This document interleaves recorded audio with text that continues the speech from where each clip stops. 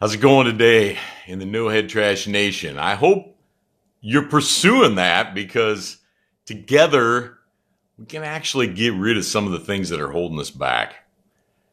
I've been dealing with some amazing issues lately in the lives of some people that I'm working with. And what it comes down to is really very simple.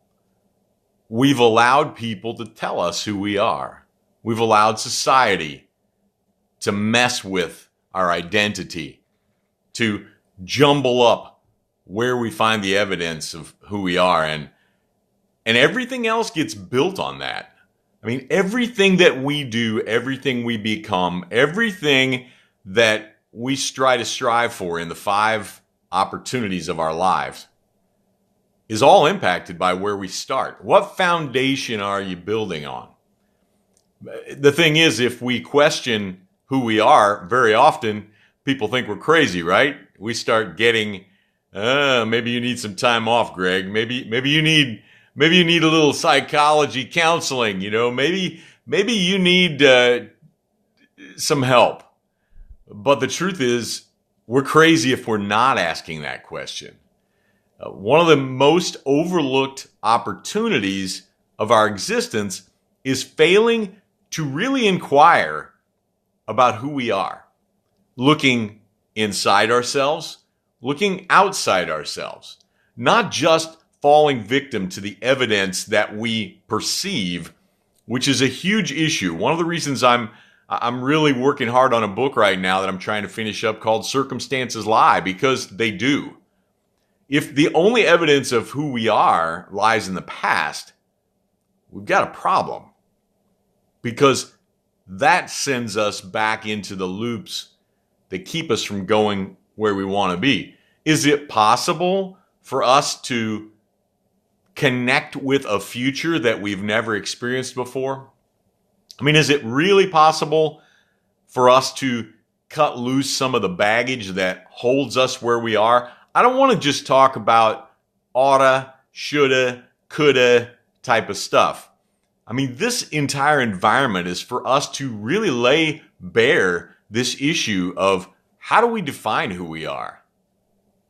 I'm a Christian, so obviously, as I think about being a disciple of Jesus Christ, I've got to listen to how he defined who I was. And sometimes that's really scary because I don't see that in myself. I don't see myself being that person that even God defined me to be.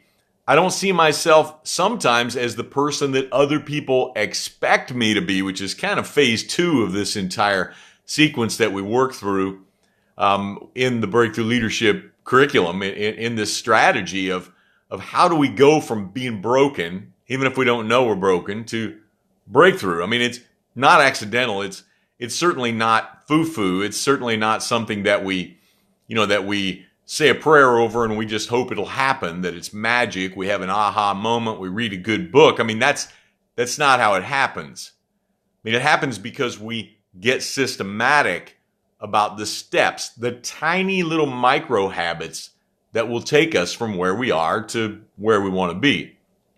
And the first place that starts is our identity. I challenge you to just take a piece of paper and write down who you think you are. Because we don't say those things out loud, and we need to. These are the moments when we step across the line and decide, are we going to be vulnerable with ourselves?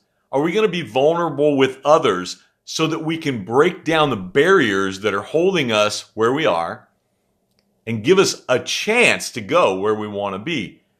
You see, that's counterintuitive. It's not where most of us live. It's not where most people find comfort. And yet, I really would challenge that idea too, because being comfortable is highly overrated. Because most of us are not comfortable where we are. It's just familiar. Ooh, there's a difference. Well, anyway, let's talk a little bit more as we go along here about the difference between what somebody else says you are and who you really are. Because I really believe that there's a small step that you could take right now And that step would be just questioning, who am I? Asking that question where it matters. And if you want to talk about that question, give me a call. Connect with me. You'll find that I can be connected with pretty easy, because this is something that is a strategy that helps us move from where we are to where we want to be. And that's what I do. I do it with companies. I do it with individuals. We do it a lot in the health coaching arena, because it's a tremendous area where this image of what we are is different than the image of what we think we should be. So I just want to challenge you. Don't accept who you believe you are. Don't accept who you've been told you are. Don't accept the you of the past. Start asking yourself that crazy question, who am I? Let's do it together in the No Head Trash Nation. I look forward to participating with you in this, because it's not a simple answer. It deserves your attention. Have a great day.